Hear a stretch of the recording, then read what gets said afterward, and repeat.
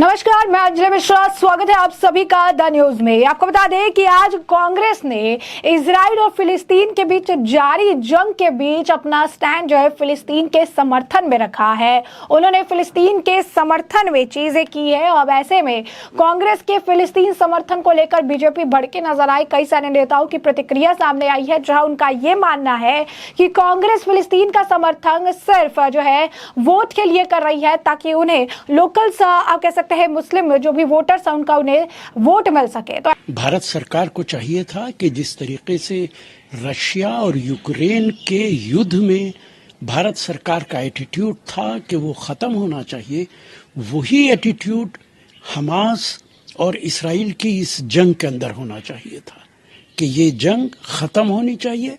United nation से कहना चाहिए था, दोनों से कहना चाहिए था कि सिविलियंस मारे जा रहे हैं, बच्चे मारे जा रहे हैं, सीज फायर होना चाहिए। सरकार का सपोर्ट तो इजराइल के फॉरेन पॉलिसी जो विदेश नीति है वो गलत नीति है। इसराइल को सपोर्ट करेंगे तो हमारे जो रिश्ते गल्फ कंट्रीज से हैं वो खराब हो सकते हैं। हमारा जो भी कुछ क्रूड ऑयल हम खरीदते हैं वो सारा गल्फ कंट्रीज से खरीदते हैं। हमारे गल्फ कंट्रीज से बहुत अच्छे रिश्ते हैं। मुझे नहीं मालूम कि भारत सरकार की क्या मजबूरी है कि आज इस युद्ध के अंदर वो एक कंट्री का साथ दे रही है। ऐसे में कांग्रेस कार्य समिति ने सोमवार को यानी कल इजराइल की सेना और हमास के बीच सीज फायर की मांग की। कांग्रेस ने फिलिस्तीन का समर्थन करते हुए कहा कि वह बीते लंबे समय से फिलिस्तीनी लोगों के लिए उनकी जमीन और अधिकारों की पक्षधर है। समिति ने अपने बयान में ये भी कहा कि सभी को गर्व से जीने का अधिकार है। हालांकि अब भाजपा कांग्रेस के इस बयान पर हमलावर होती हुई नजर आ रही है। भाजपा के नेता अनिल एंटनी ने कांग्रेस पर वोट बैंक के लिए आतंकियों के समर्थन तक का आरोप जो है लगा दिया है। अनिल एंटनी ने आपको बता दें कि कांग्रेस द्वारा फिलिस्तीन के समर्थन में प्रस्ताव पास करने पर निशाना साधते हुए भाजपा के नेता अनिल एंटनी ने कहा कि भारत का सबसे महत्वपूर्ण मित्र और साझेदार इजराइल धार्मिक विचारधारा से अंधे कट्टरपंथी इस्लामी बर्बर लोगों के एक समूह के कारण अपने अब तक के सबसे बड़े परीक्षणों में से एक से गुजर रहा है। ऐसे में राहुल गांधी ने स्वीकार करने से इनकार कर दिया है कि यह एक घृणित आतंकवादी कृत्य है। उन्होंने आतंकवाद को स्वीकार करने से इनकार कर दिया है। एंटनी ने कांग्रेस पर वोट बैंक के लिए फिलिस्तीन के समर्थन का आरोप लगाया। कांग्रेस ने कहा था कि कार्य समिति पश्चिम एशिया से छिड़े युद्ध और 1000 से अधिक लोगों के मारे जाने पर गहरा दुख व्यक्त करती है। कांग्रेस ने आगे कहा था कि वह फिलिस्तीन के लोगों के जमीन, स्वशासन और आत्मसम्मान और गरिमा के लिए जीने के अधिकारों के लिए अपने दीर्घकालीन समर्थन को दोहराती है। प्रस्ताव में आगे कहा गया कि कांग्रेस कार्य समिति तुरंत युद्ध विराम और वर्तमान संघर्ष को जन्म देने वाले अपरिहार्य मुद्दों सहित सभी लंबित मुद्दों पर बातचीत शुरू करने का आह्वान जो है करती है। इस पर अगर आपको बता दें कि तरह तरह की प्रतिक्रियाएं जो है लगातार देखने के लिए मिल रही है। लोग जो है बहुत ज्यादा नाराज भी नजर आए हैं कांग्रेस को लेकर। अब ऐसे में साफ तौर पर अगर आप देखेंगे तो यहाँ पर चीजें अलग तरीके से जो है देखने के लिए मिल रही है। लोग बहुत ज्यादा नाराज हैं कि कांग्रेस जो है उन्होंने इस तरीके से काम किया। खासकर बीजेपी लगातार इस पर प्रतिक्रियाएं जो है दे रही है और इसे गलत बता रही है। इस मामले को लेकर आपको बता दें कि शीतल चोपड़ा जो है आरएसएस कार्यकर्ता है, उन्होंने इसे लेकर लिखा है कि कांग्रेस ने फिलिस्तीन का समर्थन किया है। इतिहास जिस तरीके से उन्होंने जो है पास कर दिया है और उन्होंने यहाँ पर फिलिस्तीन का वो समर्थन कर रही है, वो भी सिर्फ वोट बैंक की राजनीति ने। दानिश अली ने भी फिलिस्तीन का समर्थन किया, ओवैसी ने फिलिस्तीन का समर्थन किया, कम्युनिस्ट पार्टी ऑफ इंडिया ने भी आज है फिलिस्तीन का समर्थन किया, डी राजा ने भी फिलिस्तीन का समर्थन किया। सिर्फ बीजेपी जो है इजराइल के साथ खड़ी है और इस पूरी तरीके से आतंकवाद की लड़ाई के खिलाफ जो है खड़ी है। इसी तरीके से आपको बता दें कि लगातार जो है लोगों के रिएक्शंस आ रहे हैं और लगातार बीजेपी भी इस पर रिएक्शंस तो है दे रही है। सीटी रवि ने भी कांग्रेस के जो है इस फैसले पर प्रतिक्रिया देते हुए कहा है कि अगर किसी के भी मन में थोड़ा भी डाउट है कि कांग्रेस जो है टेररिज्म को, हमेशा आतंकवाद का समर्थन करती है, तो यहाँ पर ये आपको हम प्रमाण दे रहे हैं कि आपके जितने भी डाउट्स है वो सारे क्लियर हो जाएंगे। जिस तरीके से हमास ने यह काम किया, इजराइल के ऊपर अटैक किया है और ये आप कहिए कि काउर्डली काम किया है, कायरता भरा काम किया है। कांग्रेस जो है, मुस्लिम लीग जो है, अब वो पूरी तरीके से फिलिस्तीन का समर्थन कर रही है और अभी ये भी एविडेंट है कि किस तरीके से कांग्रेस के राज्य में आतंकवादियों को समर्थन जो है मिलता था। वहीं आपको बता दें कि सिर्फ इतना ही नहीं, कांग्रेस के CWC रेजोल्यूशन पर कांग्रेस के लीडर राशिद अल्वी ने भी इसे सही बताया है। उन्होंने कहा जब यूक्रेन रशिया का वॉर हुआ था तो सरकार जो है, उनका ये एटीट्यूड था कि वो किसी के भी साथ नहीं जाएंगे। उसने मीडिएटर का काम किया, लेकिन अब इजराइल और फिलिस्तीन के वॉर के बीच इजराइल का समर्थन कर रही है, जो कि सही नहीं है। तो ये सारी बातें जो है कांग्रेस के नेताओं द्वारा कही जा रही है। दूसरी तरफ आपको बता दें कि इस चीज से काफी ज्यादा लोग नाराज नजर आ रही हैं कि क्यों इस तरीके से कांग्रेस खुलेआम जो फिलिस्तीन का समर्थन कर रही है। वही आपको बता दें कि बीजेपी स्टेट प्रेसिडेंट है आंध्र प्रदेश के विष्णुवर्धन रेड्डी, उन्होंने लिखा है, उन्होंने एक वीडियो जारी किया है कि जहां पे ये कहा जा रहा है गैस द ज्यूस, और उन्होंने कहा कि कांग्रेस और जो लोग आज इस तरीके के स्लोगन, इस तरीके की नारेबाजी कर रही है कि ज्यूस को जला दो, गैस द ज्यूस, उनके बीच में आज के वक्त में कोई अंतर नहीं है, क्योंकि दोनों ही जो है वो फिलिस्तीन के समर्थन में है और हमास के इस कृत्य को पूरी तरीके से अपना समर्थन देते हुए नजर आ रहे हैं। दूसरी तरफ को बता दें कि संजय राउत और राशिद अल्वी जैसे नेता है जो कि कांग्रेस के इस बयान को लेकर फिलिस्तीन के समर्थन में है। बता दें कि कांग्रेस के जिस तरीके से फिलिस्तीन के समर्थन में आगे अपना हाथ बढ़ाया है, तो उसके बाद अब संजय राउत का भी इस पर बयान है। उन्होंने कहा कि फिलिस्तीन का समर्थन करना भारत में कुछ नया नहीं है। उन्होंने कहा कि इंडिया जो है पहला ऐसा देश था जिसने फिलिस्तीन का समर्थन किया था जब इंदिरा गांधी की सरकार थी, और हमने नहीं, अटल बिहारी वाजपेयी ने भी इनका समर्थन किया था, ऐसा इनका कहना है। या कांग्रेस वर्किंग कमेटी ने सपोर्ट भी किया है फिलिस्तीन को लेकर, क्या कहिए इसके बारे में? फिलिस्तीन को लेकर अपना सपोर्ट भी किया है। देखो, फिलिस्तीन को सपोर्ट करना ये देश की, हमारे आज की भूमिका नहीं है। जब से फिलिस्तीन बना है, यासिर अराफत उनके नेता रहे हैं, तब से हिंदुस्तान पहला देश रहा जो फिलिस्तीन को हमने सपोर्ट किया इंदिरा गांधी के जमाने से। और सिर्फ हमने नहीं किया, अटल बिहारी वाजपेयी ने भी किया।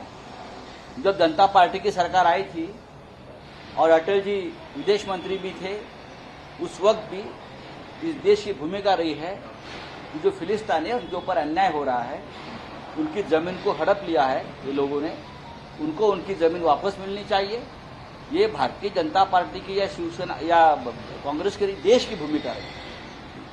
अभी मोदी आने के बाद उसमें थोड़ा बदलाव हो गया, लेकिन हमेशा हिंदुस्तान ने यासिर अराफत का समर्थन में अपना वोट दिया है। संजय राउत का कहना है। वह इस मामले पर एनसीपी के लीडर जो है शरद पवार फैक्शन के क्लाइड कैस्ट्रो का भी बयान आया है, जरा वो भी सुनिए कि वो क्या कुछ कह रहे हैं। You have to understand one thing, whether it's Israel or Palestine, innocent peoples are dying on both sides. This is a war that has been started by the Hamas. The Hamas has been categorically stated as the militant group or terrorist group by the United Nations. So the attack on Israel, many people are being killed. At the same time, Israel is retaliating and people in Palestine are dying. So caught between the two are innocent people, both are dying. So support has to be given to the citizens of Israel and Palestine both. It is not that if you support a particular country, then your particular, kind of mindset that has been going on.